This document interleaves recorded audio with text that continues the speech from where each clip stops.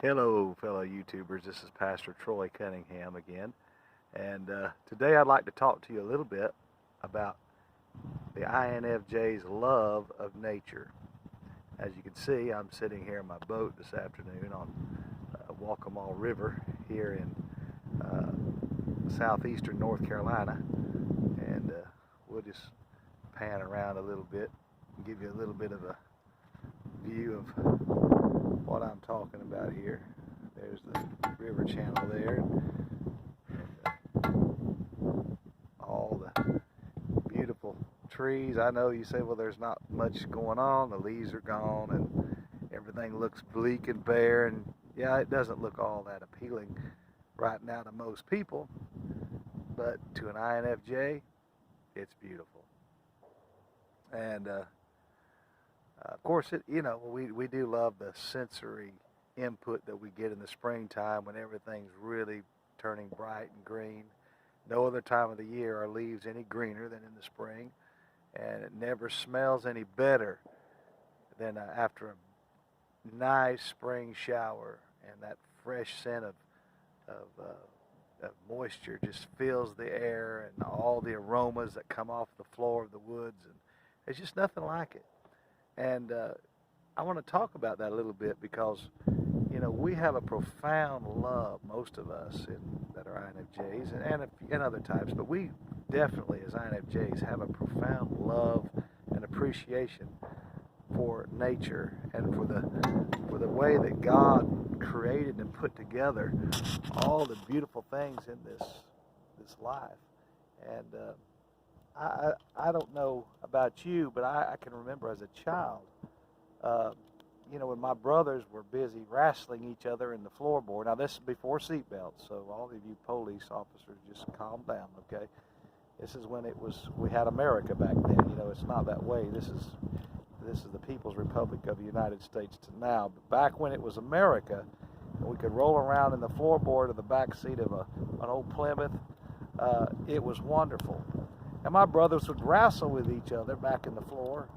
But where was I, the INFJ?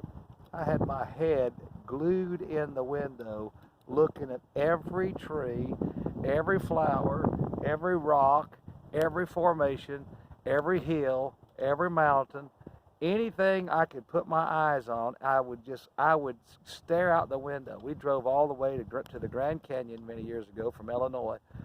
And the whole way there, I didn't miss a blade of grass. I declare, if I didn't have my head out the window, even the Great Plains, as flat and barren as it is, was a wonderland to me. I loved everything about it.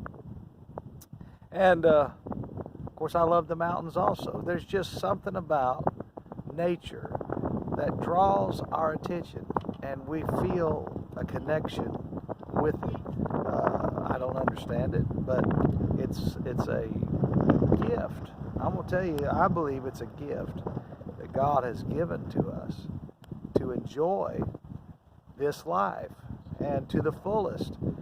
And I believe that's why we are able to communicate so well with others that joy, and we express ourselves through writing, through speech, or whatever, because we can only give, as the Bible teaches, what we've received.